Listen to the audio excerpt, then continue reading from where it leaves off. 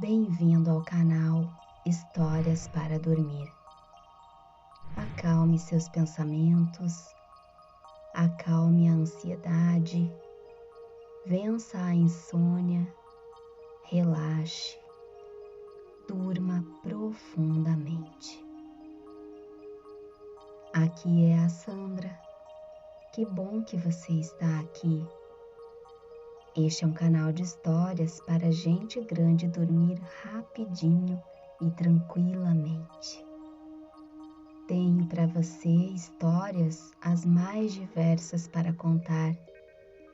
Espero e desejo de toda a minha alma te ajudar a relaxar, a acalmar a ansiedade, as preocupações, os pensamentos, a insônia, para você dormir o sono mais profundo e reparador possível. Mas antes que você durma, eu peço que curta, compartilhe, se inscreva no canal, deixe o seu comentário para ajudar o canal a crescer e fazer com que milhões de pessoas durmam um sono maravilhoso todas as noites. E agora eu vou te preparar para relaxar e mergulhar comigo na continuação da leitura desta incrível história, O Jardim Secreto. Deite-se confortavelmente, feche seus olhos, respire lentamente e profundamente. Deixe seus músculos relaxarem. A cada respiração em que você enche seus pulmões, você vai aprofundando cada vez mais. Encha de ar o seu abdômen, como se sua barriga fosse um balão. Puxe o ar, fazendo com que preencha todo o seu abdômen e em seguida o pulmão. Essa respiração pelo abdômen é chamada de respiração diafragmática. Quanto mais você respira de forma lenta e profunda, mais você relaxa. Sinta os seus pés relaxando, as suas pernas, os seus braços, as suas costas, o seu peito, os seus ombros, o pescoço, o rosto. Relaxe a mandíbula, a testa. Relaxe também a sua mente. Tome mais uma respiração profunda. Inspire e segure por alguns segundos o ar. E solte lentamente pela sua boca. Prenda novamente o ar por alguns segundos. Inspire novamente. Prenda por alguns segundos e solte lentamente pela boca.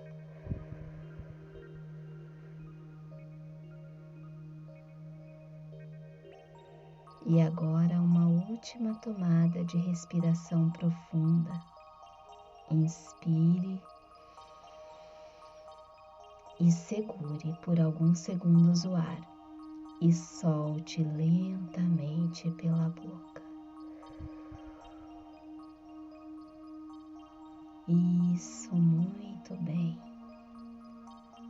Agora você já pode respirar normalmente, naturalmente, no seu ritmo, no seu tempo, do seu jeito. Trago para você, nesta primeira série de histórias, a leitura do livro O Jardim Secreto, de Francis Hodgson Burnett, lançado em 19 1911. Essa história que encantou a infância de muita gente. Conta sobre o drama de Mary Lennox, uma menina indiana mimada que ficou órfã e foi enviada para a casa do tio na Inglaterra. E lá ela descobre um jardim esquecido e sua vida passa por uma completa transformação. Prepare-se para adentrar o jardim secreto. Capítulo 7. A chave para o jardim. 2 dias depois, quando Mary abriu os olhos, sentou-se imediatamente na cama e chamou Marta. Olhe para a charneca, olhe para a charneca. A tempestade se fora. A névoa cinzenta e as nuvens foram varridas pelo vento durante a noite. O próprio vento cessara e um céu de azul profundo se erguia sobre a charneca. Nunca Mary sonhou com um céu tão azul. Na Índia o céu era quente e fulgurante. Aqui era de um azul definido e frio, que quase parecia cintilar como as águas de um lindo lago sem fim. E aqui e ali, no alto da abóbada azul, flutuavam pequenas nuvens de lã branca como a neve. O vasto mundo da charneca em si parecia suavemente azulado, em vez de sombrio preto púrpura ou terrivelmente cinza escuro. Sim, disse Marta com um sorriso alegre. A tempestade amainou um pouco e é assim nesta época do ano. Ela some durante a noite como se fosse de mentira e parece que nunca mais vai voltar. Isso é porque a primavera está chegando. Ainda está muito longe, mas está chegando. Achei que na Inglaterra o céu sempre ficava nublado ou que sempre chovesse, observou Mary. Eita, não! Exclamou Marta, sentando-se nos calcanhares entre as escovas de chumbo pretas. Não é assim na dica. O que isso significa? Perguntou Mary seriamente. Na Índia, os nativos falavam dialetos diferentes que apenas algumas pessoas entendiam. Então ela não se surpreendeu quando Marta usava palavras desconhecidas. Marta riu como na primeira manhã. Eita! Disse ela. Eu falei em Yorkshire de boca cheia de novo, como a senhora Medlock disse que não devo. Não é assim na dica, significa que não é nada disso, repetiu com mais cuidado. Mas leva muito tempo para falar direitinho. Yorkshire é o lugar mais ensolarado da terra quando faz sol. Eu te disse que logo você ia gostar da charneca. Espera até ver o tojo dourado desabrochando e a piaçava, e as flores de urze, e o sino roxo, e as centenas de borboleta, e a abelha zumbindo, e as cotovias voando e cantando. Você vai querer sair com o nascer do sol e viver nisso o dia inteiro, igual o Dico. Como eu posso chegar lá? Perguntou Mary, melancolicamente, olhando o azul distante pela janela. Era tudo tão novo, amplo e maravilhoso, colorido como uma cor celestial. Não sei, respondeu Marta. Você nunca usou suas pernas desde que nasceu, parece? Não vai conseguir andar 8 quilômetros. São 8 quilômetros até a nossa casa. Eu gostaria de conhecer a sua casa. Marta a olhou com curiosidade por um momento, antes de pegar a escova de polir e começar a esfregar a grade novamente. Pensou que aquele rosto pequeno e simples não parecia mais tão azedo como na primeira manhã em que o vira. Parece um pouco com o da pequena Susan Ann, quando ela queria muito algo. Vou perguntar para a mãe se pode, respondeu. Ela é daquelas que sempre vê um jeito de fazer as coisas. Hoje é meu dia de folga e eu vou para casa. Eita, tô feliz! A senhora Matlock gosta muito da mãe. Quem sabe pede para ela. Gosto da sua mãe, disse Mary. Imagino que sim, concordou Marta limpando. Eu nunca a vi, disse Mary.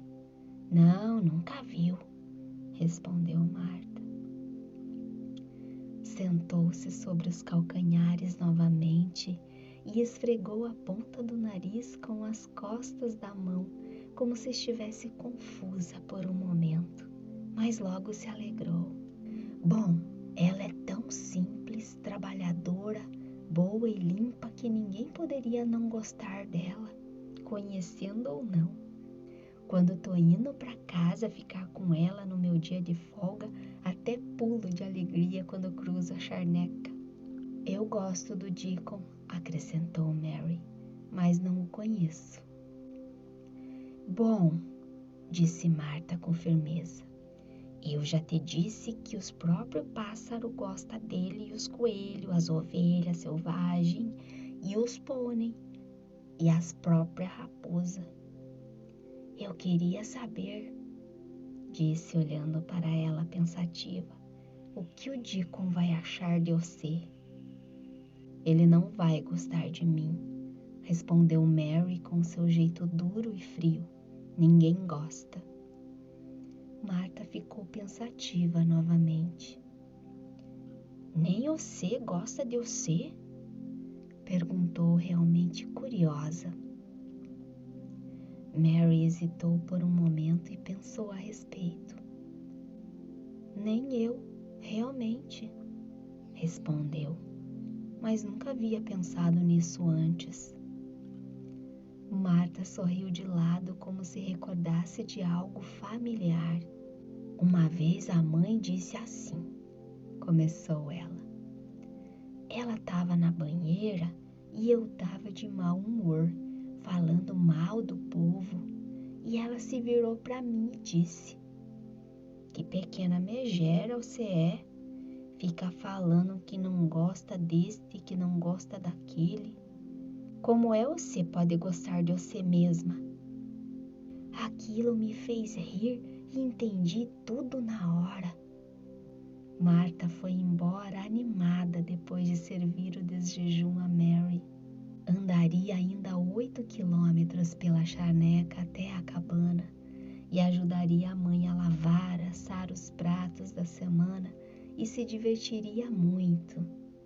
Mary sentiu-se mais sozinha do que nunca quando Marta já não estava mais na casa. Saiu para o jardim mais rápido que pôde.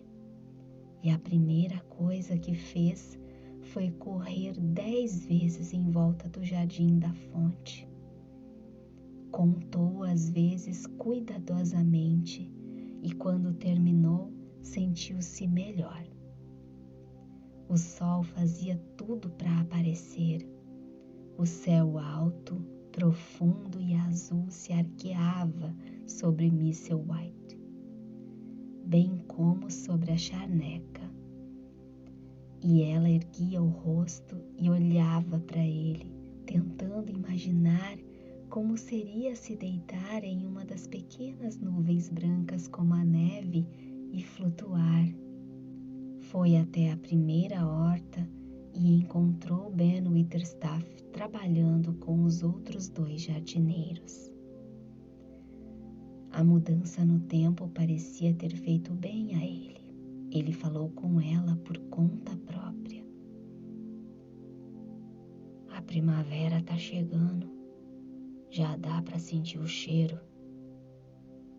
Mary inspirou e achou que também sentia. Sinto um cheiro agradável, fresco e úmido, disse ela. É o cheiro da terra fértil e boa, respondeu ele cavando. Dá um bom humor preparar a terra para cultivar as coisas. Eu fico feliz quando chega a hora de plantar. É uma chateação no inverno, não tem nada para fazer. Nos jardins de flor lá fora, as coisas já vão se agitando debaixo da terra no escuro. O sol tá aquecendo tudo. Você vai ver os brotos de ponta verde saindo da terra preta já já. De que plantas? Perguntou Mary. Açafrão, floco de neve e narciso. Você nunca viu? Não, tudo fica quente, úmido e verde depois das chuvas na Índia, disse Mary, e acho que as coisas crescem da noite pro dia. Aqui não crescem em uma noite, afirmou Witherstaff. Tem que esperar por eles. Eles vão despontar um pouco, depois aparece uma ponta que desenrola uma folha num dia, depois outra no outro dia. Você vai ver. Vou mesmo, disse Mary. Logo ela ouviu novamente o suave farfalhar de asas e soube de pronto que o pisco havia chegado. Ele era muito atrevido e animado e saltava próximo dos pés dela. Inclinou a cabeça para o lado e a olhou com tanta astúcia que Mary fez uma pergunta a Ben Witherstaff. Você acha que ele se lembra de mim? Claro que lembra, disse Witherstaff indignado. Se ele conhece cada cepa de repolho do jardim, imagina as pessoas. Ele nunca viu uma menininha por aqui antes e agora quer descobrir tudo sobre você. Nem tenta esconder nada dele. As coisas estão se agitando lá embaixo no escuro, naquele jardim onde ele mora? Perguntou Mary. Que jardim? Grunhiu Witherstaff, tornando-se ranzinza novamente. Aquele onde estão as velhas roseiras. Ela não se conteve, porque queria muito saber. Todas as flores estão mortas ou algumas delas voltam no verão? E as roseiras?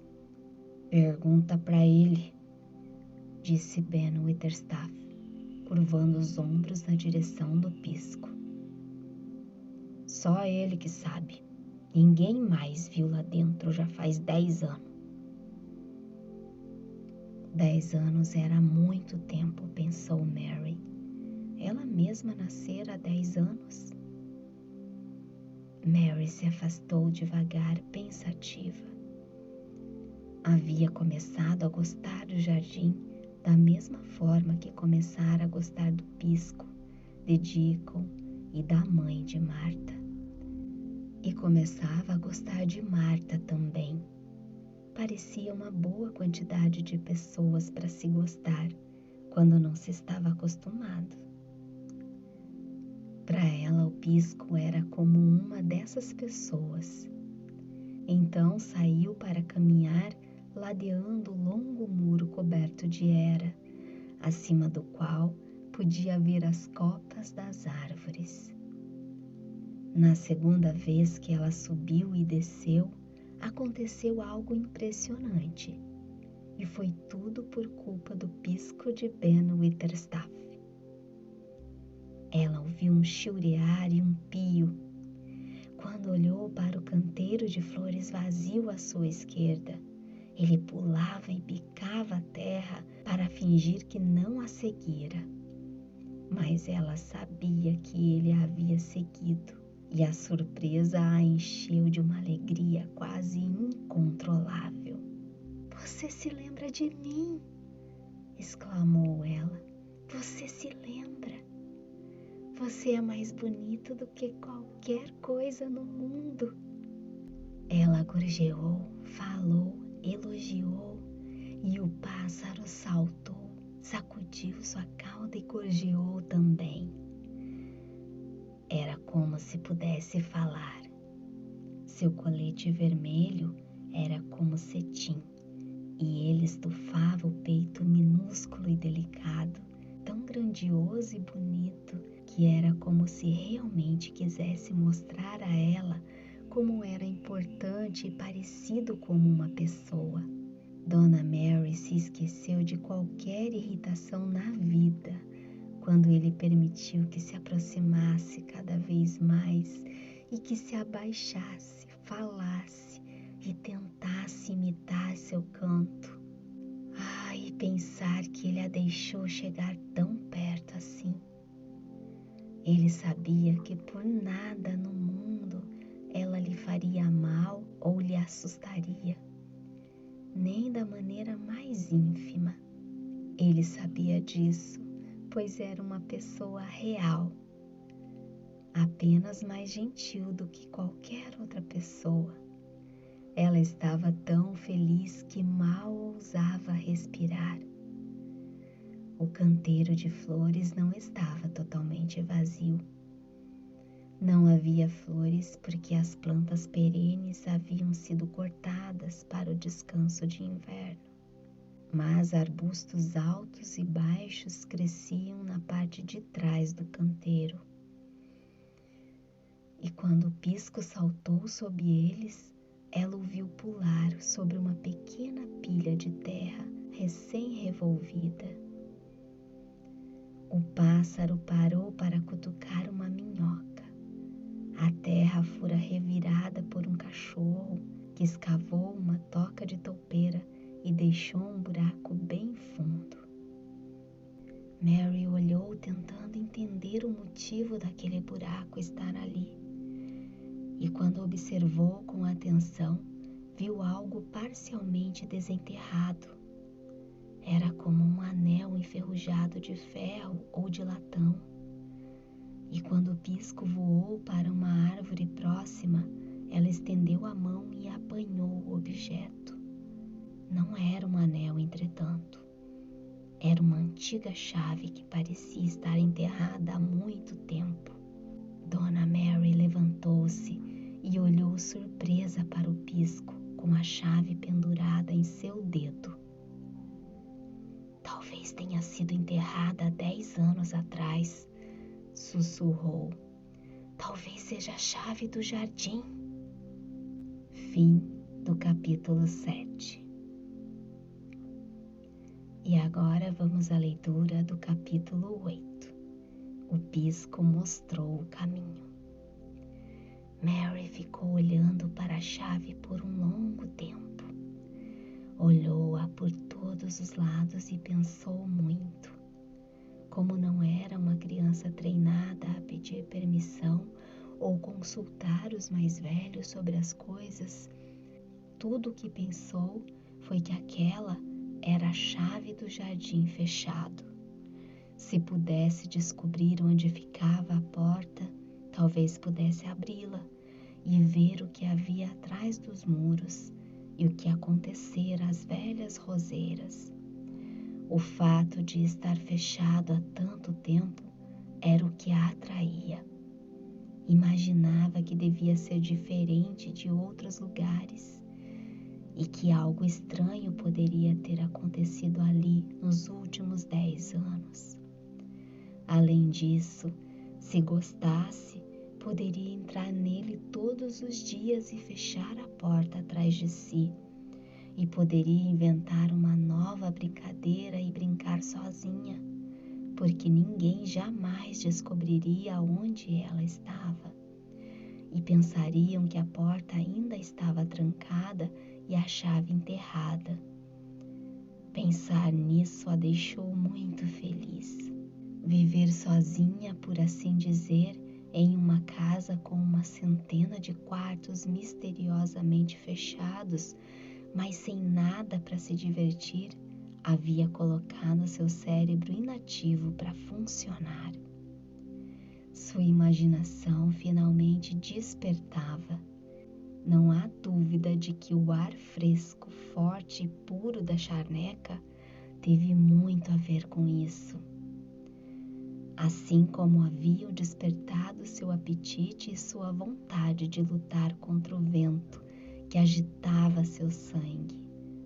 Essas mesmas coisas agora agitavam a sua mente.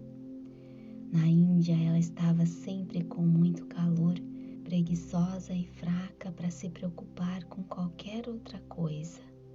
Mas naquele lugar começava a se importar e a querer fazer coisas novas.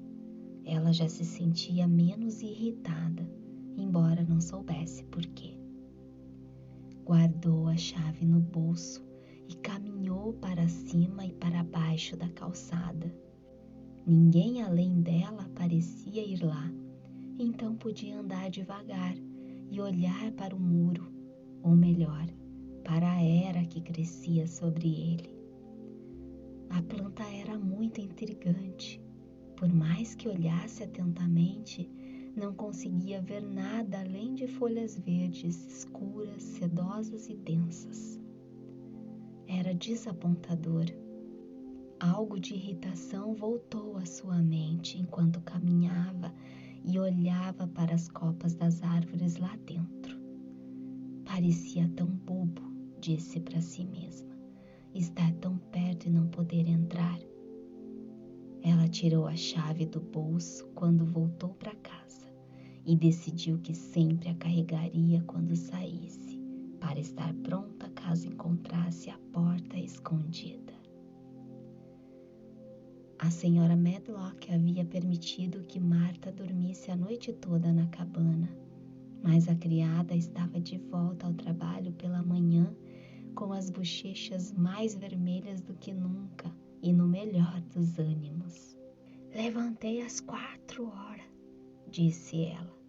Eita, tava lindo na charneca com os pássaros levantando e os coelhos correndo na alvorada. Eu não andei o caminho todo. Um homem de carroça me deu uma carona e me diverti muito. Ela tinha muitas histórias das delícias de seu dia de folga. Sua mãe ficara feliz em vê-la e fizeram logo os assados e a faxina. Ela até fez bolos com um pouco de açúcar mascavo para cada uma das crianças. Eu tava com tudo quentinho quando eles voltaram de brincar na charneca e a cabana toda tinha cheiro de assadeira quente no fogo e eles gritaram de alegria. Nosso Deacon disse que nossa casa era boa até demais para um rei. À noite todos se sentaram ao redor do fogo e Marta e sua mãe remendaram roupas e meias velhas. Marta contou a eles sobre a menina que viera da Índia e que fora servida por toda a vida pelo que ela chamava de pretos, até se esquecer de como calçar as próprias meias.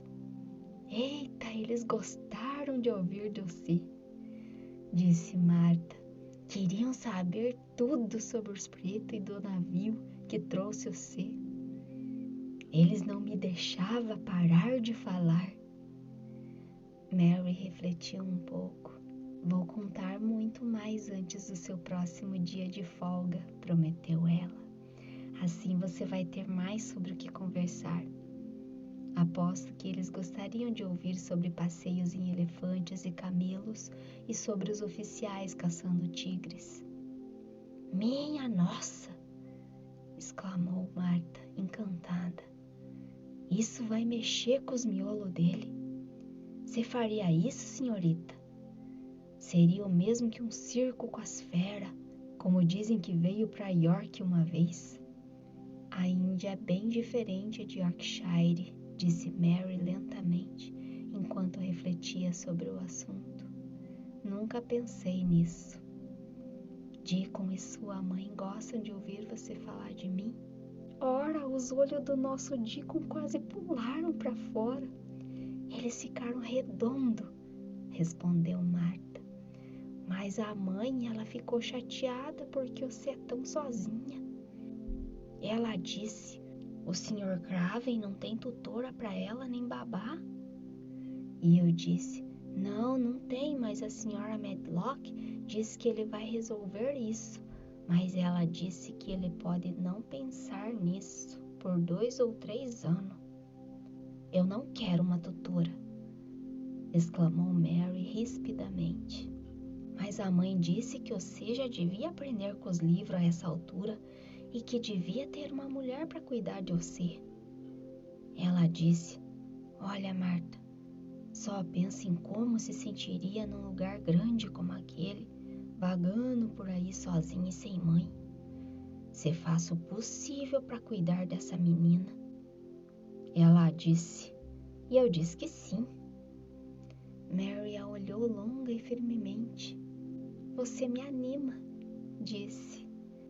Eu gosto de ouvir você falar. Em seguida, Marta saiu do quarto e voltou com algo nas mãos sob o avental. Olha só isso. Marta sorriu alegremente. Eu trouxe um presente para você. Um presente? Exclamou Dona Mary. Como uma cabana lotada com 14 pessoas famintas poderia dar um presente para alguém? Um mascate estava passando na charneca, explicou Marta. Ele parou o carrinho na nossa porta. Tinha panela, frigideira, tudo que é miudeza, mas a mãe não tinha dinheiro para comprar nada. Quando ele estava indo embora, nossa Elizabeth Ellen gritou: Mãe, ele tem corda de pular com alças vermelha e azul. E a mãe gritou de repente: Oi, espere, senhor. Quanto custa? E ele disse: 2 pences. E a mãe começou a mexer nos bolsos e disse: A Marta, ela me trouxe o salário como uma boa moça e eu tenho uso para cada centavo, mas só vou pegar 2 centavos para comprar uma corda de pular para aquela criança. E ela comprou, e aqui está ela. Tirou a corda debaixo do avental e a exibiu com muito orgulho. Era uma corda forte e fina com as alças listradas de vermelho e azul nas extremidades. E Mary Lennox nunca tinha visto uma corda de pular antes. Ela olhou para aquilo como uma expressão perplexa. Para que serve? Perguntou curiosa. Para quê? Exclamou Marta. Tá falando que eles não têm corda de pular na Índia? Mas tem elefante, tigre e camelo? É para isso que ela serve, olha só. E correu para o meio da sala com uma alça em cada mão e começou a pular e pular e pular. Mary se virou para olhar de sua cadeira e os rostos estranhos nos velhos retratos também pareceram olhar para ela, perguntando-se como diabos aquela miserável moradora de cabana se atrevia a fazer aquilo debaixo de seus narizes. Mas Marta nem notou. O interesse e a curiosidade no rosto de Dona Mary a encantaram, e ela continuou pulando e contando até chegar aos 100. Consigo pular muito mais que isso, disse quando parou. Já saltei 500 quando tinha 12 anos, mas não era tão gorda como sou agora e praticava muito. Mary levantou-se da cadeira um pouco mais animada. Parece bom, disse ela. Sua mãe é uma mulher muito gentil. Você acha que eu consigo pular assim? Experimenta, insistiu Marta, entregando-lhe a corda. Você pode não pular 100 no começo, mas se treinar vai conseguir. Foi o que a mãe disse. Ela disse: nada vai fazer mais bem para ela do que pular corda. É o melhor brinquedo que uma criança pode ter. Deixa ela pular no ar fresco, e isso vai esticar suas pernas e os braços e dar um pouco de força neles. Estava claro que Marta não tinha muita força nos braços ou nas pernas quando começou a pular. Ela não era muito esperta para aquilo, mas gostou tanto que não conseguia parar. Coloca uma roupa e vai para fora, sugeriu Marta. A mãe disse para eu te mandar para fora da casa o máximo que puder, mesmo se chover um pouco para você se esquentar. Mary vestiu o casaco e o chapéu e colocou a corda de pular sob o seu braço. Abriu a porta para sair e de repente lembrou-se de algo e voltou bem devagar. Marta, disse ela, era o seu salário. Os 2 pences eram seus. Obrigada. Ela disse isso com firmeza, pois não estava acostumada a agradecer às pessoas ou perceber quando faziam coisas para ela. Obrigada, repetiu e estendeu a mão, porque não sabia mais o que fazer. Marta deu uma pequena sacudida desajeitada em sua mão, como se também não estivesse acostumada com esse tipo de coisa. Então riu. Eita, que coisa mais esquisita e antiga, brincou ela. Se fosse a nossa Elizabeth Ellen, me dava um beijo. Mary parecia mais rígida do que nunca. Você quer que eu te beije? Marta riu novamente. Não, eu não, respondeu. Se você fosse diferente, talvez você que quisesse me beijar. Mas se não é, corre lá para fora brincar com a sua corda. Dona Mary sentiu-se um pouco estranha ao sair do quarto. As pessoas de Yorkshire pareciam estranhas e Marta sempre fora um enigma para ela. No início ela não lhe agradava muito, mas agora era diferente. A corda de pular foi uma coisa maravilhosa. Ela contou e pulou e contou, até que suas bochechas ficaram bem vermelhas e ela mais empolgada do que nunca. O sol brilhava e uma brisa soprava, não um vento forte, mas pequenas rajadas deliciosas que traziam consigo um cheiro fresco de terra recém-mexida. Ela deu a volta no jardim da fonte, subiu por uma calçada e desceu por outra, sempre pulando com a corda. Finalmente saltou para a horta e viu Ben Witherstaff cavando e conversando com seu pisco que saltitava por ali. Ela pulou em sua direção e ele ergueu a cabeça com uma expressão curiosa. Ficou em dúvida se ele a notaria. Ela queria que ele a visse pular. Rapaz, exclamou o velho, te juro, talvez você seja a mesma criança e talvez tenha sangue de criança nas suas veias em vez de manteiga rançosa. Suas bochechas tão vermelhas e o meu nome não é Ben Witherstaff. Ou não acreditava que isso fosse acontecer. Eu nunca pulei corda antes, disse Mary. Estou apenas começando. Só consigo até o 20. Então não para, aconselhou Ben. Isso faz muito bem para uma criança que viveu com os pagãos. Olha como ele te observa.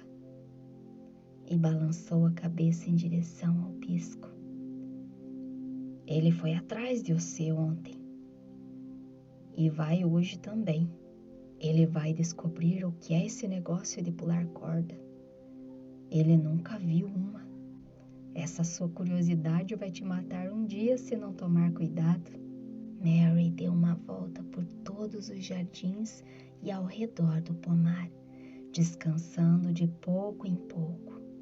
Por fim, foi para sua calçada especial e decidiu tentar pular por toda a sua extensão.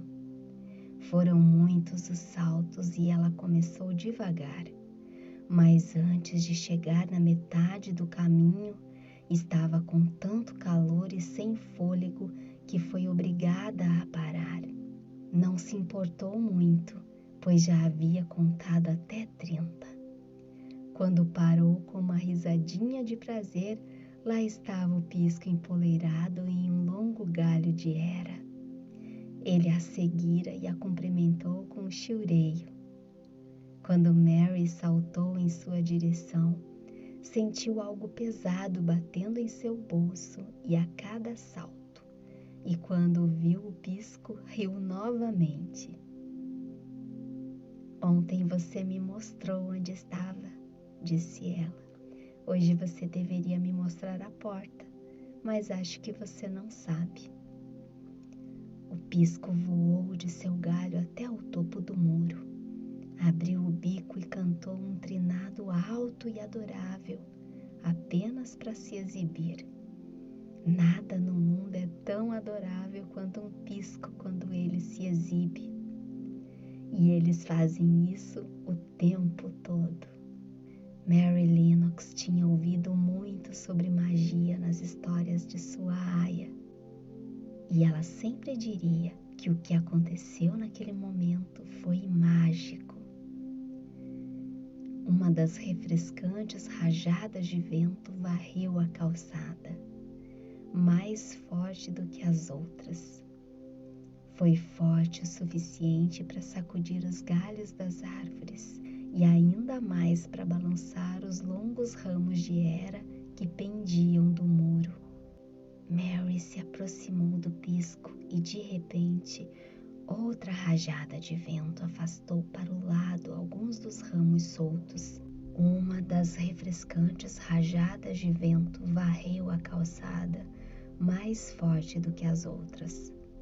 Foi forte o suficiente para sacudir os galhos das árvores e ainda mais para balançar os longos ramos de era que pendiam do muro.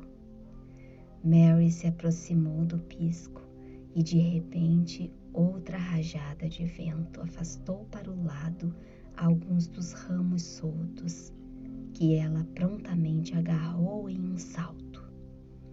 Fez isso porque notou algo escondido ali, uma protuberância redonda coberta pelas folhas. Era a maçaneta de uma porta. Mary enfiou as mãos sob as folhas e começou a puxá-las e empurrá-las para o lado. Por mais abundante que fosse a era, quase tudo era uma cortina solta e oscilante. Embora alguns ramos tivessem se fixado sobre as ferragens e a madeira. O coração de Mary começou a bater forte e suas mãos tremiam de alegria e entusiasmo. O Pisco continuou a cantar, piando e inclinando a cabeça para o lado, como se estivesse tão animado quanto ela. O que era aquilo sob suas mãos? Um quadrado de ferro no qual seus dedos encontraram uma fenda? Era a fechadura da porta fechada há 10 anos. E ela meteu a mão no bolso, tirou a chave e descobriu que se encaixava perfeitamente. Inseriu a chave e a girou. Precisou usar as 2 mãos, mas conseguiu. E então respirou fundo e olhou para trás para ver se alguém vinha pela longa calçada. Ninguém. Ao que parecia, ninguém nunca vinha, e ela não podia conter um longo suspiro. Afastou a cortina oscilante de era e empurrou a porta, que se abriu lentamente, muito lentamente. Então ela entrou, fechou a porta atrás de si e apoiou suas costas nela, olhando em volta, ofegante de excitação, admiração e deleite.